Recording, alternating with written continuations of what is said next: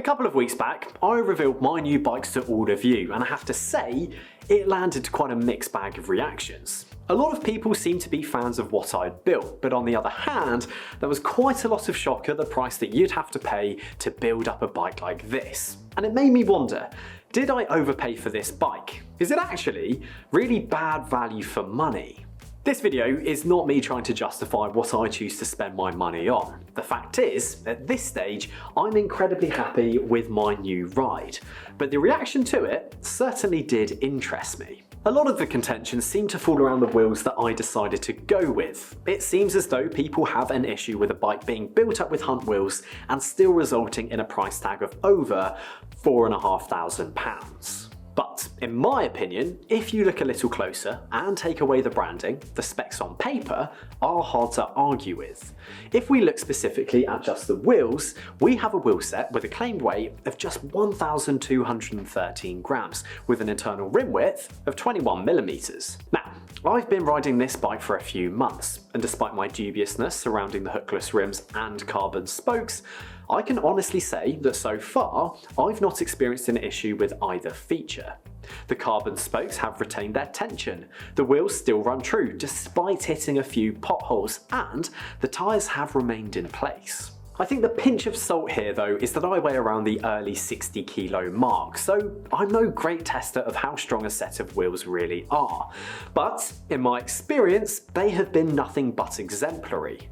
My one negative that I do find is that the volume of the free hub is a bit too loud, but that's characteristic of all Hunt wheels. The standout feature, which I believe to have had the greatest impact on my riding, is their mass. Because the bike's total weight distribution is primarily skewed towards the middle, it allows the wheels to create a brilliantly responsive ride. So, my impression of how it feels is more closely aligned with the bike, which should weigh much less. To add to that, it also makes me really excited to fit some much lighter tyres when summer rolls around, since it means that I'll be dropping around 200 grams right from the very edge of the rotational weight, which should only increase that snappy, responsive ride feel. We're not here to review this bike though. The original point is this bike good value? Well, I've done some digging around online and there are a couple of bikes out there which I think make for decent comparisons. The first being the only available in America Specialized Alley Sprint LTD and the Canyon CF SL8.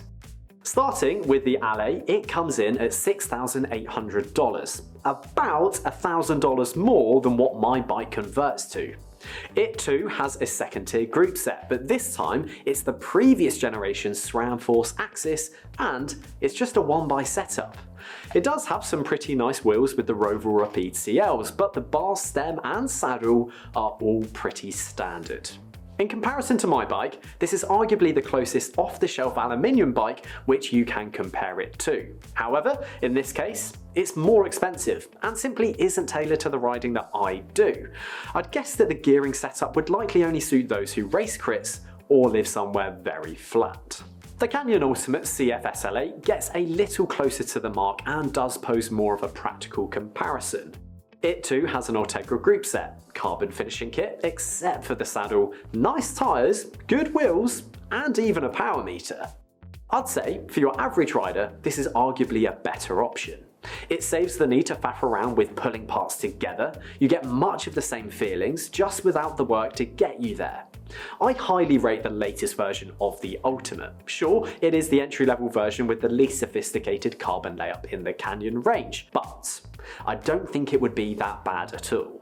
For the majority of riders, this is the bike that I would recommend in that sub £5,000 category. What makes me gravitate back towards my bike though, is when summer comes back around and I put my bike into summer mode, I'll be expecting to save a fair few hundred grams.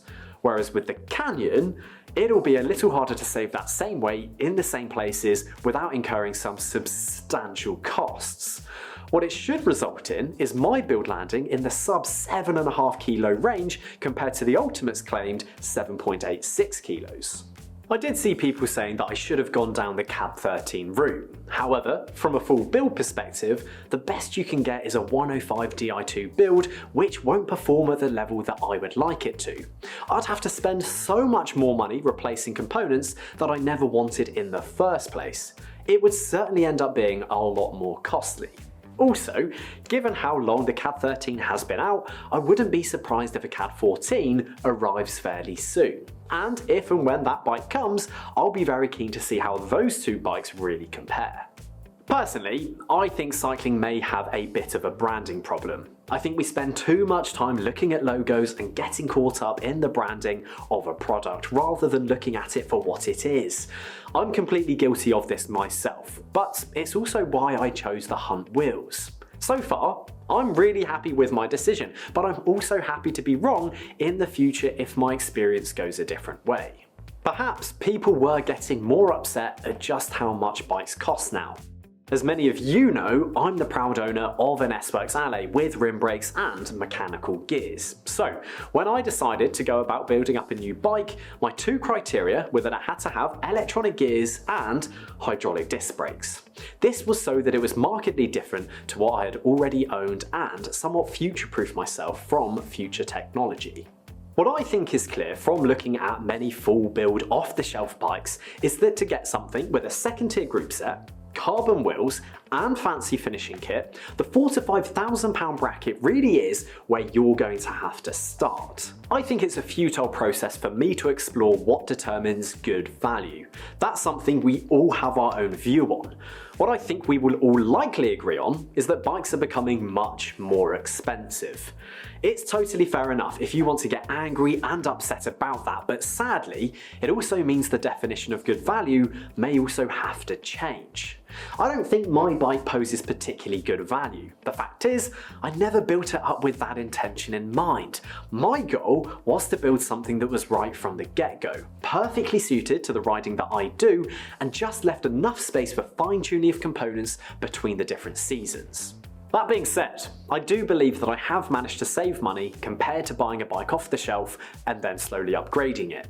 So while value was never at the forefront of my mind, nor was it the goal, I think it has been a happy byproduct of not having to replace components that I never wanted in the first place.